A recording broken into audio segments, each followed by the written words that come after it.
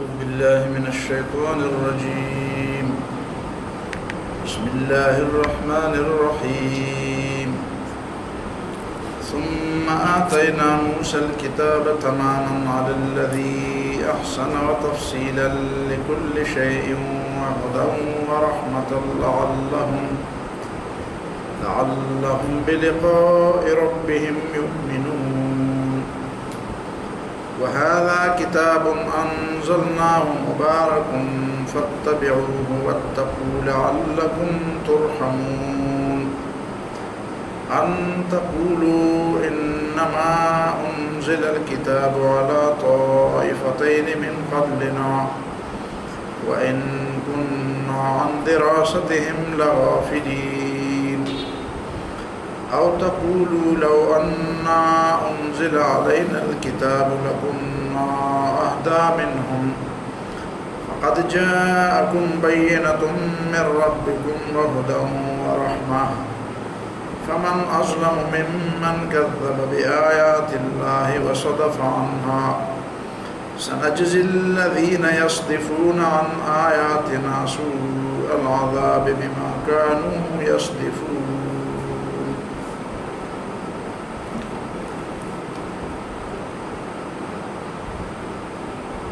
گزشتہ آیات میں خلاصے کے طور پر یہ بات کھل کر بیان کی گئی تھی کہ وَأَنَّ هَذَا صِرَاطِي مُسْتَقِيمًا، یہ اسلام میرا سیدھا رستہ ہے، اللہ کی رضا کی طرف، جنت کی طرف، دین و دنیا کی کامیابی کی طرف چلنے والا اور پہنچانے والا سیدھا رستہ ہے۔ صراط مستقیم، سیدھا رستہ۔ فاتبعوہ، بس اسی رستے پر چلو، اسی کا اتباع کرو۔ یہ رستہ جدھر جاتا ہے تم بھی ادھر چلو۔ ولا تتبعوا السبل، اور ادھر ادھر کے رستوں پر مت چلو۔ اور یہ بحث بھی چھوڑ دو کہ وہ رستے کسی زمانے میں پہنچانے والے تھے، اب وہ رستے بند کر دیے گئے۔ صرف یہ نہیں کہ ایک سمت کو جانا مقصود ہے، بلکہ درست طریقے پر جانا بھی مقصود ہے۔ قرآن نے یہ دونوں باتیں کی۔ مکہ معظمہ میں کفار کو صاف طور پر جو بات بتائی گئی تھی وہ کیا تھی؟ قُلْ يَا أَيُّهَا الْكَافِرُونَ لَا أَعْبُدُ مَا تَعْبُدُونَ وَلَا أَنْتُمْ عَابِدُونَ مَا أَعْبُدُ، کہ تمہارا اور ہمارا معبود الگ الگ ہے۔ تم بتوں کی بندگی کرتے ہو، مخلوق کی پرستش کرتے ہو، ہم اللہ کی پرستش کرتے ہیں۔ وَلَا أَنْتُمْ عَابِدُونَ مَا أَعْبُدُ وَلَا أَنَا عَابِدٌ مَا عَبَدتُّمْ وَلَا أَنْتُمْ عَابِدُونَ مَا أَعْبُدُ، تمہارا طریقہ عبادت الگ ہے اور میرا طریقہ عبادت الگ ہے۔ لَكُمْ دِينُكُمْ وَلِيَ دِينِ، معبود اور طریقہ عبادت یہ دین ہے، تو تمہارے دونوں طریقے الگ اور میرے دونوں طریقے الگ۔ صرف یہ نہیں کہ معبود ایک ہونا چاہیے، بلکہ طریقہ عبادت بھی درست ہونا چاہیے۔ کچھ لوگ یہ سمجھتے ہیں کہ رستہ تو یہی ہے۔ قرآن نے دوسری جگہ پہ اس کی ایک زبردست مثال دی ہے۔ أَفَمَن يَمْشِي مُكِبًّا عَلَى وَجْهِهِ أَهْدَىٰ أَمَّن يَمْشِي سَوِيًّا عَلَى صِرَاطٍ مُسْتَقِيمٍ، ایک شخص رستے پر جا رہا ہے لیکن الٹ پلٹ کر جا رہا ہے، انسانوں کی طرح سیدھا نہیں جا رہا، لڑکڑا کے جا رہا ہے، ایک طرف جھک کے جا رہا ہے، یا پاؤں چھوڑ کر کسی اور طریقے سے جائے، جانوروں کی طرح چار ٹانگوں سے، دو ہاتھ اور دو ٹانگوں سے جا رہا ہے، کسی بھی طریقے سے جا رہا، قلابازیاں کھا کر جا رہا، یہ انسانی طریقہ نہیں۔ سیدھے رستے پر بھی جانا ضروری ہے اور سیدھے طریقے سے جانا بھی ضروری ہے۔ فَاتَّبِعُوهُ وَلَا تَتَّبِعُوا السُّبُلَ، اسی رستے کا اتباع کرو اور دوسرے رستوں کا اتباع نہ کرو۔ یہ دونوں مثبت اور منفی جمع ہو کر پھر اصل بات بنتی ہے۔ اور مشرکوں کو اسی لیے تو کہا گیا تھا کہ لا انتم عابدون ما اعبد قل یا ایھا الکافرون لا اعبد ما تعبدون ولا انتم عابدون ما اعبد، جس کی میں بندگی کرتا ہوں اس کی تم بندگی نہیں کرتے ہو۔ وہ بھی جانتے تھے کہ اچھا کبھی تو وہ خدا کی بندگی کرتے تھے، یہ تو نہیں تھا کہ ہمیشہ بتوں کی کرتے تھے، کبھی تو وہ خدا کا نام بھی لیتے تھے، کبھی تو اللہ کے نام پر کوئی نظر و نیاز اور منت بھی مانتے تھے، کبھی تو اللہ کو پکارتے بھی تھے، کبھی تو اللہ سے ڈرتے بھی تھے، کبھی تو اللہ سے معافیہ بھی مانگتے تھے، دعائیں بھی مانگتے تھے، کبھی اللہ کے نام پر قربانی بھی دیتے تھے، کبھی اللہ کی قسم بھی کھاتے تھے، کبھی اللہ کے سامنے سجدے بھی تو کرتے تھے۔ تو کیسے ان کو کہا گیا کہ لا انتم عابدون ما اعبد، جس کی میں بندگی کرتا ہوں اس کی تم بندگی نہیں کرتے؟ اسی سے بات سمجھ آ جاتی ہے کہ دراصل بندگی کا مطلب یہ نہیں ہے کہ کبھی اس کی بھی بندگی کی جائے اور کبھی اس کے غیر کسی اور کی بندگی بھی کی جائے۔ اللہ کی بندگی اس کو کہتے ہیں کہ صرف اسی کی بندگی کیا جائے، اسی کی بندگی کی جائے۔ ایاک نعبد کا مطلب یہی ہے کہ تیری بندگی کرتے ہیں، کسی اور کی بندگی نہیں کرتے، اور کسی اور کی بندگی کرتے ہیں تو پھر وہ بندگی اللہ تعالیٰ کے ہاں کوئی اس کی حیثیت نہیں ہے۔ تو یہی بھی ہے کہ اسی صراط مستقیم پر چلو، ولا تتبعوا السبل، اور دوسرے رستوں پر مت چلو۔ اور اس کی وجہ بھی بتائی گئی، قرآن ایسی حکیمانہ کتاب ہے۔ فتفرق بکم عن سبیلہ، اس کے دو نقصان ہو گئے کہ دوسرے رستوں پر چلو گے۔ پہلا نقصان تو یہ ہوگا کہ تم اصل رستے سے بھٹک جاؤ، اصل رستہ ہی چھوڑ دو گے۔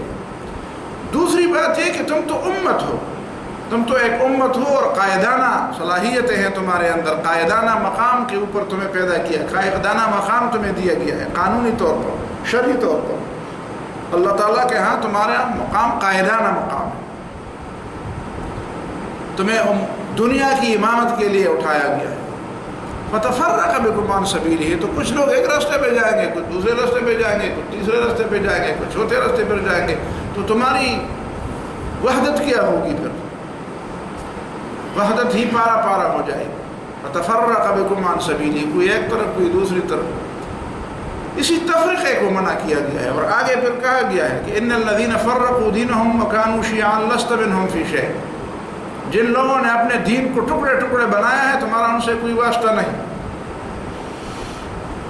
اب یہ بات بڑی سمجھ کی ہے کہ آج کل دنیا میں بس یہ مسلمان عجیب ان کو فرقوں میں تقسیم ہونا آسان نظر آتا ہے، اور فرقے ان کو پسند ہے، فرقہ بندی، فرقہ بازی، گروہ بندی، یہ چیزیں ان لوگوں کو پسند ہیں، اور اسی میں بڑا مزہ محسوس کرتے ہیں۔ امت والی بات ان کو پسند نہیں ہے، وحدت والی بات ان کو پسند نہیں ہے۔ جس کو بھی دیکھو وہ تفرقے میں پڑا نظر آتا ہے، وہ وحدت کی بات نہیں کرتا، وحدت کی طرف نہ آتا ہے، نہ لوگوں کو بلاتا ہے، نہ اس بات کو سنتا ہے۔ تو یہ عجیب قسم کی باتیں ہیں۔ فتفرق بکم عن سبیلہ ذالکم وصاکم بہ لعلکم تتقون، یہی وہ بات ہے جس کی اللہ تعالیٰ تمہیں وصیت کرتا ہے، تاکیدی حکم کرتا ہے۔ وصیت تو وہ ہوتی ہے جس کے بعد کوئی دوسری بات نہ ہو، تو اللہ کی بات کے بعد کوئی دوسری بات نہیں ہے، یہ آخری بات ہے، اسی کی تمہیں وصیت کی جاتی ہے، اس کے بعد کوئی دوسری کتاب آنے والی نہیں۔ لعلکم تتقون، اسی کو فالو کر کے، اسی کا اتباع کر کے، اسی کو اپنا کے تم متقی بن سکتے ہیں۔ پھر اسی بات کو بھی سمجھو، اسی بات کو بھی سمجھو کہ اس سے پہلے بھی کئی لوگوں کو کتابیں دی گئی تھی، اور وہ کتابیں بھی اپنے وقت پر اور اپنے زمانے کے لحاظ سے، اور جن لوگوں کی طرف وہ بھیجی گئی تھی وہ بالکل ان کی ضروریات کے مطابق تھی، لیکن وہ ایک خاص قوم، ایک خاص زمانے، ایک خاص وحدت کے لیے تھی، ایک خاص امت کے لیے تھی، اور یہ کتاب قیامت تک کے لوگوں کے لیے ہے۔ لیکن بہرحال اللہ تعالیٰ کی طرف سے وہ بھی اپنے زمانے کی ہدایت یافتہ، ہدایت والی کتاب تھی، لیکن لوگوں نے اس کے ساتھ جو کچھ کیا وہ تمہارے سامنے ہے۔ تو کہیں ایسا نہ ہو کہ تم بھی اس کتاب کا وہی حشر کرو کہ جو تم سے پہلے لوگوں نے اس کے حشر کیا تھا۔ اس بارے میں قرآن نے فرمایا کہ تجعلونہ قراطیس تبدونہا وتخفون کثیرا، اسی سورہ فاتح، سورہ انعام میں پہلے گزر چکا ہے۔ تجعلونہ قراطیس تبدونها وتخفون کثیرا، اس کے ٹکڑے کرتے ہو تم، اپنی مطلب کی بات ہو تو لوگوں کے سامنے لاتے ہو، اور اپنی مطلب کی بات نہ ہو تو تم اس کو چھپاتے ہو. وَعُلِّمْتُمْ مَا لَمْ تَعْلَمُوا أَنْتُمْ وَلَا آبَاؤُكُمْ، حالانکہ اس کے ذریعے تمہیں بہت علم دیا گیا جو تمہارے باپ دادا تک کو پتہ نہیں تھا. ثُمَّ آتَيْنَا مُوسَى الْكِتَابَ، پھر یہ بات بھی سمجھو کہ ہم نے موسیٰ علیہ السلام کو کتاب دی تھی، تماماً جو مکمل کتاب تھی اپنے زمانے کے لحاظ سے، اور جس امت کی طرف وہ بھیجی گئی تھی، جس قوم کی طرف وہ بھیجی گئی تھی، ان کی ضروریات کے لحاظ سے، دین و دنیا کی ضروریات کے لحاظ سے وہ مکمل تھی. اور علی الذی احسن، اسی طریقے کے مطابق تھی جو سب سے بہتر تھا، اسی طریقے کے مطابق ان کو جو احکام دیے گئے تھے وہ بہتر احکام تھے، اس میں کوئی افراط و تفریط کی بات نہیں تھی، کوئی کمی بیشی کی بات نہیں تھی، کسی کا حق اس میں نہیں مارا گیا تھا، کسی غیر اہم چیز کو اس میں اہم نہیں قرار دیا گیا تھا، اور کسی اہم چیز کی اہمیت اس میں گھٹائی نہیں گئی تھی. علی الذی احسن، بہتر طریقے سے اس کو نازل کیا گیا تھا، اس میں بہتر احکام تھا. اور ایک ترجمہ کچھ لوگوں نے یہ بھی کیا ہے کہ تماماً وہ نعمت کی تکمیل تھی. علی الذی احسن، اس شخص پر جس نے سب سے بہتر عمل کیا، جس نے سب سے بہتر انداز سے اس کو لیا، جس نے اللہ تعالیٰ کی نعمتوں کا بڑا لحاظ رکھا، اور جس نے اللہ تعالیٰ کی نعمتوں کی قدر کی. یعنی موسیٰ علیہ السلام کو بطور انعام دی گئی تھی. یہ ترجمہ بھی لوگوں نے کیا ہے، لیکن اس میں یہ سوال تو پیدا ہوتا ہے کہ موسیٰ علیہ السلام کو تو بطور انعام دی گئی، کتاب تو ساری امت کے لیے تھی، کتاب تو امت کے لیے تھی.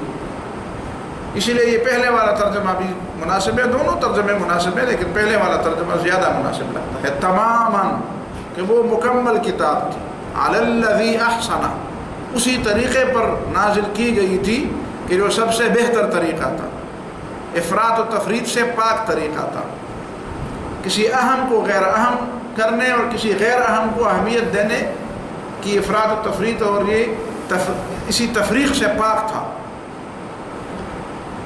اس میں دین و دنیا کے دونوں لحاظ رکھے گئے تھے. وَتَفْصِيلًا لِكُلِّ شَيْءٍ، اور جس میں ہر ضروری چیز کی وضاحت تھی جو ان کے لیے ضروری تھی. کل شیء کا مطلب ہمیشہ یہ نہیں ہوتا کہ دنیا جہان میں جتنی چیزیں ہیں ساری چیزیں اس میں شامل ہیں. بلقیس کے بارے میں قرآن نے کہا وَأُوتِيَتْ مِنْ كُلِّ شَيْءٍ، اسے ساری چیزیں دی گئی تھی. تو اس زمانے کی جتنی چیزیں ہیں وہ تو نہیں دی گئی تھی. اس کا یہ صاف مطلب ہے کہ اس زمانے کے مطابق کسی بادشاہ کے حالات کے مطابق، کسی بادشاہ، کسی حکومت، کسی مملکت میں جو چیزیں اس زمانے کے اندر تھی وہ ساری ان کو دی گئی تھی. تخت بھی تھے، تاج بھی تھے، ضروریات تھی، حج مخدم بھی تھے، پولیس اور فوج بھی تھی، اسلحے بھی تھے، پیسے اور مال و دولت اور سونے اور چاندی کے ذخیرے بھی تھے. تو یہ ساری کل شے. اور تفصیلا لکل شے، تورات میں بھی ہر چیز کی تفصیل تھی، جو چیز ان کے ضروریات کے مطابق تھی، جو چیزیں ان سے مطلوب تھی، جو احکام ان کے مطلوب تھے، ان مطلوب احکام کی ساری تفصیلات اس میں تھی. اور وہ ہدی و رحمہ، وہ ہدایت تھی ان لوگوں کے لیے جو سیدھے راستے پر جانا چاہتے تھے، گمراہوں کے لیے ہدایت کا سامان تھا. وہ رحمت، اور جو ماننے والے تھے ان پر مہربانی کا سامان تھا. یہ ساری چیزیں، بشارتیں بھی ان میں تھیں، ہدایت کے سامان، ہدایت کا سارا سامان. جو بھی سوال اٹھتا تھا اس کا جواب اس میں ملتا تھا، جو بھی مسئلہ آتا تھا اسی کا جواب اسی سے دیا جا سکتا تھا. اور اس میں مہربانی تھی اللہ تعالیٰ کی طرف سے، ثواب اور اجر کی بات ہے. لعلہم بلقاء ربہم یؤمنون، اسی لیے تاکہ وہ لوگ اللہ تعالیٰ کی ملاقات پر یقین رکھیں. یعنی یہ ساری چیزوں، احکامات کا خلاصہ بھی یہی ہے کہ آدمی کے دل میں فکر آخرت تازہ ہو، اللہ تعالیٰ کی ملاقات کا وقت، اور اسی کے لیے اپنے آپ کو تیار کرنا. یہ انسان کے ذہن پر ہر وقت یہ بات، یہ مستحضر ہو، بالکل تازہ ہو ذہن میں. احکام ضروری نہیں ہے کہ وہاں ہمیشہ وہ پولیس اور فوج اور ڈنڈے کے زور سے نافذ کیے جائے. وہ ڈنڈے کے زور سے نافذ نہیں کیے جاتے. یہ الگ بات ہے کہ اس کے لیے ڈنڈا ضروری ہے، اس کے لیے قوت ضروری ہے. یہ انبیاء کی تعلیمات ہیں، ضروری ہے یہ چیزیں، یہ اس کے دفاع کے لیے ضروری ہے. یہ اس کے بچاؤ کے لیے ضروری ہے، اس کے بچاؤ کے لیے، اس کی حفاظت کے لیے، اس کے بقا کے لیے یہ قوت ضروری ہے۔ لیکن صرف قوت، ظاہری قوت، ریاستی قوت وہ چیز نہیں ہے جو احکام کی تعمیل میں صرف وہ اسی سے کام لیا جائے۔ میرے احکام کی تعمیل میں جس چیز سے کام لی جاتی ہے وہ انسان کے اندر کی پولیس نہیں، وہ بلقاء ربہم یؤمنون، وہ اللہ تعالیٰ کی ملاقات پر ایمان ہے، وہ آخرت کی جواب دہی کا تصور ہے، ذمہ دارانہ زندگی، آخرت کی جواب دہی کے تصور کا مفہوم ہے ذمہ دارانہ زندگی۔ جو آخرت کی جواب دہی کے تصور سے غافل ہوتا ہے وہ ذمہ دارانہ زندگی نہیں گزار سکتا، وہ غیر ذمہ دار۔ ہم دیکھتے ہیں لوگوں کو، کتنے لوگ ہیں جن کے پاس بڑے بڑے اختیارات ہیں، بڑے بڑے عہدے ہیں، بڑے بڑے منصب ہیں، کون ان کو روکتا ہے؟ وہ تو فرعون بنے ہوتے ہیں، اس لیے کہ وہ آخرت کے تصور سے غافل ہیں، اور آخرت کے تصور سے غافل ہے تو ذمہ دارانہ زندگی وہ کہتے ہیں مجھ سے کون پوچھتا ہے۔ ہر ایک آدمی اپنی جگہ پہ فرعون بنا بیٹھا ہے، اس کی اولادیں بھی فرعون بننے سے کوئی نہیں روکتے، کہتے ہیں ہمارے ابا ایسے ہیں۔ تو فرعون بننے سے روکنے کے لیے یہ ضروری ہے کہ آدمی آخرت کی جوابدہی کا احساس کرتے اور ذمہ دارانہ زندگی گزارے۔ اس میں یہ نقطہ بھی پوشیدہ ہے کہ دیکھو قرآن اس پہ تبصرہ کر رہا ہے کہ تورات کے جو نام لیوا ہیں بنی اسرائیل، جن کو تورات میراث میں ملی تھی، وہ انہوں نے سب سے پہلی چیز جو بھلا دی وہ آخرت کا تصور، انہوں نے غیر ذمہ دارانہ زندگی گزاری۔ حالانکہ کتاب ان کو اس لیے دی گئی تھی کہ لعلہم بلقاء ربہم یؤمنون، وہ اللہ تعالیٰ کی ملاقات پر ایمان رکھے، اس تصور کو تازہ رکھیں ذہن میں، لیکن انہوں نے سب سے پہلے اس چیز کو بھلا دیا۔ تو کہیں تم ایسے نہ بنو کہ تم بھی آخرت کو بھلا دو۔ ظاہر ہے کہ آخرت کو بھلا کر پھر آدمی قرآن سے بھی نصیحت نہیں لیتا۔ قرآن نے خود فرمایا سورہ قاف میں کہ وَذَكِّرْ فَذَكِّرْ بِالْقُرْآنِ مَن يَخَافُ وَعِيدِ، فَذَكِّرْ بِالْقُرْآنِ انما تنذر الذين يخشون ربهم بالغیب واقاموا الصلاة، انما تنذر الذين يخشون ربهم، تم تو ان لوگوں کو ڈرا سکتے ہو جو اللہ سے ڈرتے ہیں، اندیکھے اللہ تعالیٰ سے ڈرتے ہیں، ایمان بالغیب رکھتے ہیں۔ فذکر بالقرآن من یخاف وعید، قرآن کے ذریعے ان لوگوں کو نصیحت دو جو میری دھمکیوں سے ڈرتے ہیں، جو آخرت سے بے پرواہ لوگ ہیں ان پر قرآن کی بات اثر نہیں کرتی۔ اور پھر عرب کو مخاطب کر کے کہا جا رہا ہے، عربوں کو مخاطب کر کے کہا جا رہا ہے کہ ان تقولوا، اسی لیے تم وہذا کتاب انزلناہ، پہلے وہذا کتاب انزلناہ، تورات کے بعد یہ کتاب ہم نے نازل کی، مبارکن، جو خیر و برکت والی کتاب ہے، برکت سے بھری ہوئی کتاب ہے، اس کا پڑھنا برکت، اس کا سمجھنا برکت، اس پہ عمل کرنا برکت، اس کو اپنا قائد اور امام بنانا اور معاشرے اور ملک میں اور زندگی کے تمام پہلو میں اس کے احکام کو نافذ کرنا، اس کو غالب کرنا، اس کو بالا تر سمجھنا، یہ سب برکت کی باتیں ہیں، دین و دنیا کی برکت کی باتیں ہیں۔ فاتبعوہ، اسی کا اتباع کرو، اسی کے پیچھے چلو، واتقوا، اور اللہ سے ڈرو، لعلکم ترحمون، اس لیے کہ تم پر رحم کیا جائے، شاید تم پر رحم کیا جائے۔ اور یہ کتاب ہم نے اسی لیے اتاری کہ ان تقولوا، کہ تم یہ نہ کہو، پہلے تم یہ کہا کرتے تھے، یا اگر یہ کتاب نازل نہ کی جاتی تم یہ کہتے کہ انما انزل الکتاب علی طائفتین من قبلنا، کتاب تو ہم سے پہلے دو گروہوں پر نازل کی گئی ہے، یہود پر اور نصارہ پر، ہمیں تو کتاب کبھی نہیں ملی۔ وَإِن كُنَّا عَن دِرَاسَتِهِمْ لَغَافِلِينَ، اور ہم ان لوگوں کے ان کتابوں کو پڑھنے پڑھانے سے بے خبر تھے، وہ اپنی زبان میں اس کو پڑھتے پڑھاتے تھے ان کے مدرسوں میں، تو ہم سے کبھی نہیں گئے، ہم تو امی لوگ تھے۔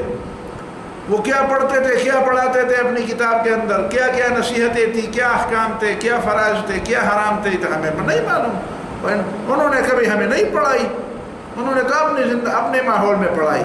وَإِن كُنَّا عَن دِرَاسَتِهِمْ لَغَافِلِينَ، ہم تو ان کے پڑھنے پڑھانے سے بے خبر تھے، ہمیں نہیں معلوم تھا وہ کیا پڑھتے پڑھاتے تھے، تو ہم کیسے ہدایت یافتہ ہوتے؟ او تقولوا، یا تم یہ کہتے، لو انا انزل علینا الکتاب، اگر ہمارے اوپر کبھی کتاب نازل ہو چکی ہوتی، لکنا اہدی منہم، تو ہم ان میں سب سے زیادہ ہدایت یافتہ ہوتے، ان سے سب سے زیادہ ہدایت یافتہ ہوتے، اس لیے کہ ہم ذہین لوگ ہیں، یہی کہتے تھے نا، لکنا اہدی منہم، ہم ان سے زیادہ ہدایت یافتہ ہوتے، اس لیے کہ ہم ذہین لوگ ہیں، ہمارے حافظے بڑے اچھے ہیں، ہمارا دماغ بہت تر و تازہ ہے، ہم جسمانی طور پر بڑے مضبوط ہیں، قربانی دینے والے ہیں، قربانی سخت جان لوگ ہیں، ہم کتاب کے لیے، اس کے غلبے کے لیے قربانی دے سکتے ہیں، ذہنی، فکری، عملی ہر لحاظ سے ہم آمادہ ہیں، قربانی دینے کے لیے بھی آمادہ ہیں، قربانی دے بھی سکتے ہیں، سختیاں جھیل سکتے ہیں، برداشت کر سکتے ہیں، ذہن، دماغ، فکر ہمارا تازہ ہے، یہ ساری چیزیں، ہمارے حافظے مضبوط ہیں۔ وہ کہتے ہیں ہم بڑے ذہین لوگ ہیں، پوری دنیا میں سب سے بڑے ذہین لوگ کہتے ہیں ہم ہیں۔ تو لَكُنَّا أَهْدَىٰ مِنْهُمْ، اگر ہمارے اوپر کتاب نازل کی جاتی تو ہم ان سب میں سے زیادہ ہدایت یافتہ ہوتے۔ فَقَدْ جَاءَكُمْ بَيِّنَةٌ مِّن رَّبِّكُمْ، ابھی تمہارا گلہ شکوہ دور کر دیا گیا ہے، تمہارے پاس اللہ تعالیٰ کی طرف سے کھلی دلیل آ گئی ہے، بَيِّنَةٌ مِّن رَّبِّكُمْ، کھلی دلیل آ گئی، گویا کہ گواہ پیش کیے گئے، گواہ پیش کیے گئے، اور ہدن، ہدایت بھی ہے ان لوگوں کے لیے جو گمراہی سے بچنا چاہتے ہیں، ورحمتٌ، اور اللہ کی خاص مہربانی ہے ان لوگوں کے لیے جو اسی راستے پر آتے ہیں۔ فمن اظلم، تو پھر تمہاری حالت یہ کیوں ہے؟ تم تو اس کی تکذیب کر رہے ہو، گلے شکوے تو تمہارے یہ تھے کہ ابھی تک اس کے باوجود کہ ہمارے اوپر کوئی نہ، ہم پھر بھی آمادہ ہیں، ہم پھر بھی تیار ہیں، اگر کوئی کتاب نازل ہو جائے تو ہم مان، جب کتاب نازل ہو گئی تو پھر تم نے تکذیب کی۔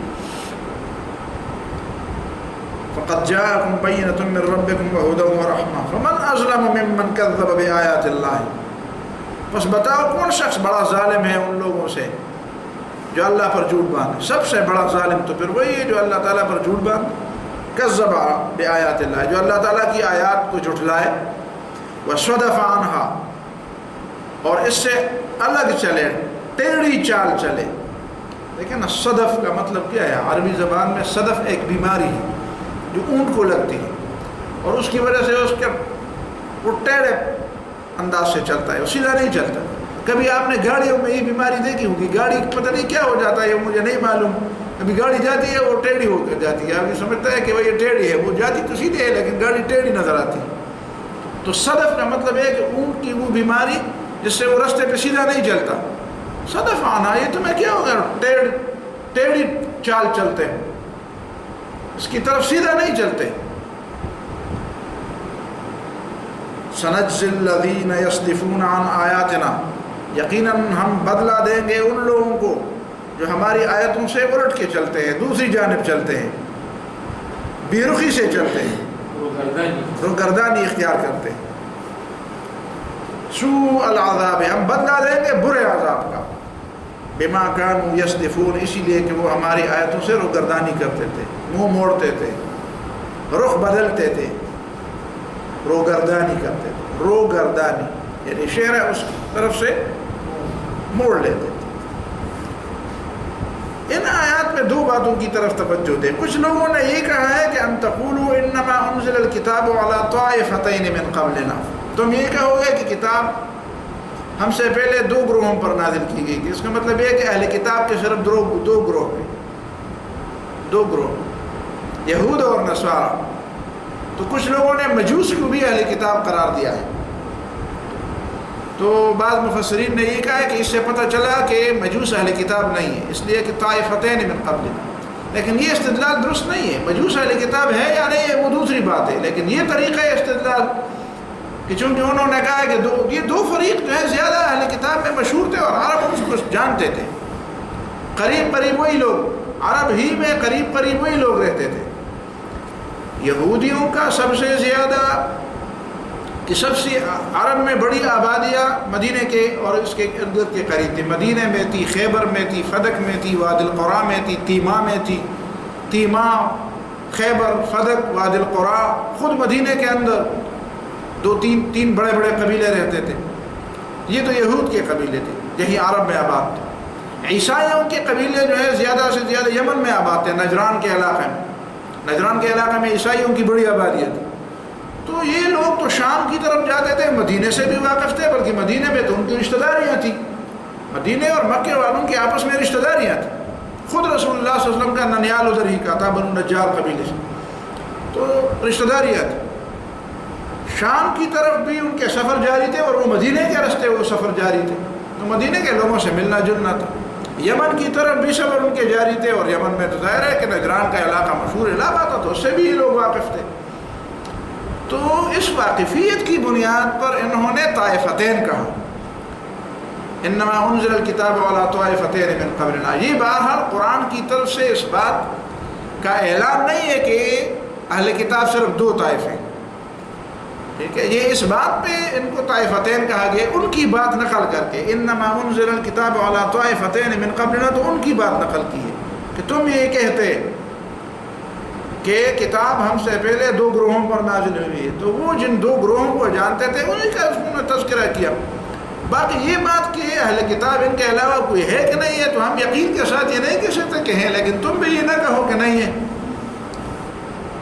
چھوڑ، ممکن ہے کوئی ہو، مجوس اہل کتاب ہے کہ نہیں ہے، ممکن ہے ہو، ہندو اہل کتاب ہے کہ نہیں ہے، ممکن ہے ہو۔ آج لوگ کہتے ہیں کہ ہندو بھی اہل کتاب ہے، ان کے پاس کتاب تو ہے، گیتا ان کے پاس کتاب ہے، بھگوت گیتا، اور بھگوت گیتا کو پڑھ لے تو آپ کو اس میں کچھ چیزیں ایسی نظر آئیں گی کہ جس کا سرچشمہ انسانی فکر نہیں ہے، اس کا سرچشمہ وحی الہی ہو سکتی ہے، انسانی فکر نہیں ہو سکتی۔ یہ باتیں کہاں سے آ گئی؟ کچھ لوگ کہتے ہیں یہ نوح علیہ السلام کی تعلیمات ہیں، نوح علیہ السلام کی تعلیمات ہیں، تو اس کو نہ جھٹلانا چاہیے اور نہ اس کو اس انداز سے رکھنا چاہیے کہ بالکل یقینی ہی یہی ہے۔ یہ پہلی بات۔ دوسری بات یہ ہے کہ مسلمانوں کو گزشتہ اہل کتاب کے انجام سے ڈرایا گیا ہے۔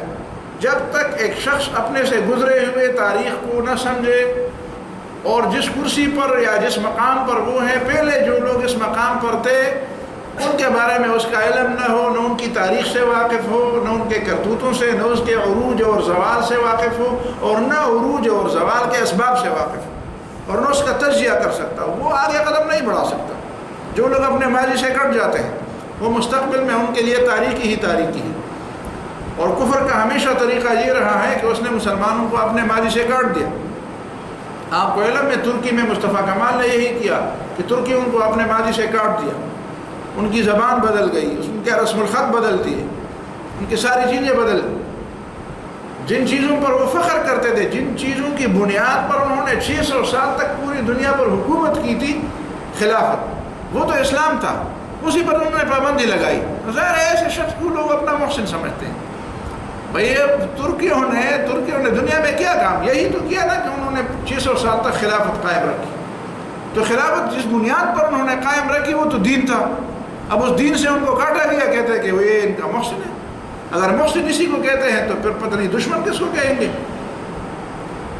تو ان کا طریقہ یہی تھا کہ اس کو اپنے ماضی سے کاٹ دیا گیا۔ ہمیں بھی اپنے ماضی سے کاٹا جا رہا ہے، ہمیں کہا جا رہا ہے کہ محمد بن قاسم کون تھے، یہ تم چھوڑو، تمہاری اپنی دھرتی کے لوگوں کا تذکرہ کرو، تمہارے اپنی دھرتی کے لوگ وہ تمہارے محسن تھے، راجہ داہر تمہارا تھا، اپنا تھا تمہارا۔ لیکن جب ہم کہتے ہیں کہ راجہ داہر تو بہت دور کی بات ہے، قریب زمانے میں کچھ لوگ ایسے تھے جنہوں نے باہر کے ہمراہوں کا مقابلہ کیا ہے، سلطان ٹیپو وہ بھی اسی دھرتی کا تھا، وہ بھی اسی مٹی کا تھا، وہ کیوں نہ ہمارا ہیرو ہو؟ تو پھر ان کی زبانیں گم ہو جاتی ہیں کیونکہ وہ مسلمان تھا۔ تو مقصد تو یہ ہے کہ آپ کو اسلام سے کاٹا، اسی لیے پرانی تہذیبیں زندہ کی جاتی ہیں۔ یہ کئی سالوں سے باقاعدہ اس پہ کام ہو رہا ہے کہ مسلمانوں کو اسلام سے کاٹنے کے طریقے یہی ہیں۔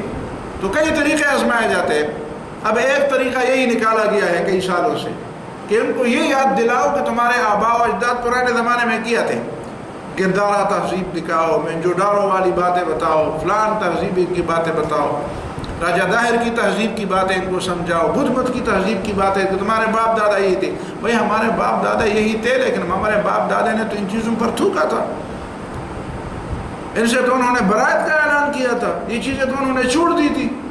جو اس کے سب سے قریب رہنے والے تھے، جنہوں نے قریب سے ان کا مشاہدہ کیا تھا، انہوں نے تو ان کو چھوڑ دیا۔ اب تو ہماری تہذیب اور ہماری ثقافت بدل گئی ہے، اب تو ہمارے آباء و اجداد نے مسجدیں بنائی ہیں، حج کیے ہیں، سمجھ میں آئی، کلمے پڑھے ہیں، نمازیں پڑھی ہیں، نکاح اور سنت کے طریقے، یہ ساری چیزیں ہیں۔ تو اب ہم وہ کیسے اپنائیں؟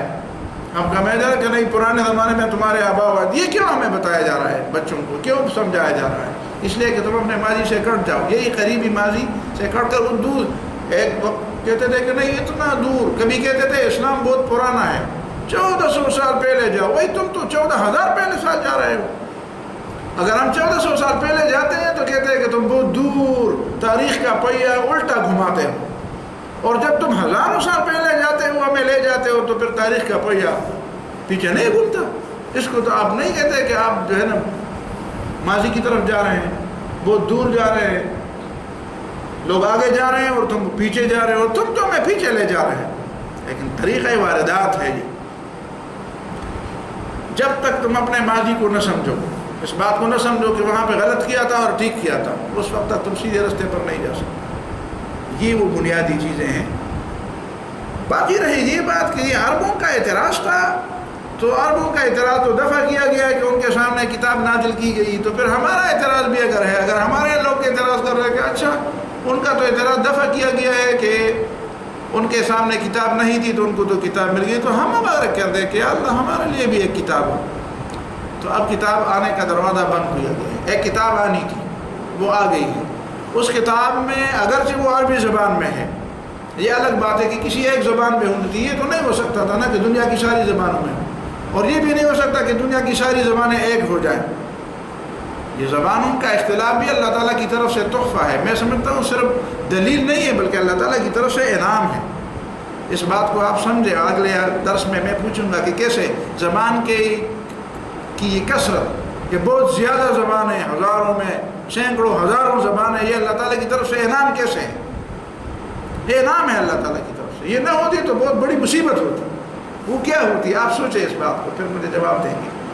لیکن بہرحال کسی ایک زبان میں وہ نازل ہوتی, تو وہ زبان عربی زبان ہے. اور آج تک یہ ثابت ہوا ہے اور ثابت ہو چکا ہے اور ثابت ہوتا رہتا ہے کہ کسی دوسری زبان میں وہ گنجائش نہیں ہے اللہ تعالیٰ کی بات کو سمجھنے سمجھانے کی جو عربی زبان میں ہے, جو ابھی تک زندہ زبان ہے. اس زبانے کی ساری زبانیں ضائع ہو گئی. اس زمانے میں جو ایران میں پہلے بھی زبان تھی وہ ضائع ہو گئی, جو عراق میں جو بڑی زبانیں تھیں وہ ضائع ہو گئی, جو مصر میں زبانیں تھیں وہ ضائع ہو گئی. کئی زبانیں, صرف ایک زبان اس زمانے کی اپنی. حتیٰ کہ یہ انگریزی جو آج بولی جاتی ہے, یہ بھی اس زمانے میں 1400 سال پہلے یہ نہیں تھی جو آج. اس کی شکل کوئی اور تھی. لیکن اس زمانے کی عربی آج بھی زندہ ہے, اور اس کے اندر وہ صلاحیت ہے. آپ دیکھ رہے ہیں کہ کسی دوسری زبان میں کسی ایک آیت کا ترجمہ کرنا کبھی مشکل ہو جاتا ہے. یہ اس بات کی دلیل ہے کہ کسی ایک زبان میں نازل ہونی تھی اور اسی زبان میں نازل ہونی. آپ کا اگر یہ شکوہ ہے کہ ہم اس کو سمجھتے نہیں ہیں, تو آپ کے لیے بے شمار زبانوں میں ترجمے ہو چکے ہیں, تفسیریں لکھی جا چکی ہیں, بیان ہو رہے ہیں, سیرت کی تفصیلات ہر زبان میں بیان ہو رہی ہیں. تو یہ شکوہ دور ہو چکا ہے. یہ ہے ان آیات کے اندر جو تفصیلی باتیں تھیں. بارک اللہ فیکم, خیر.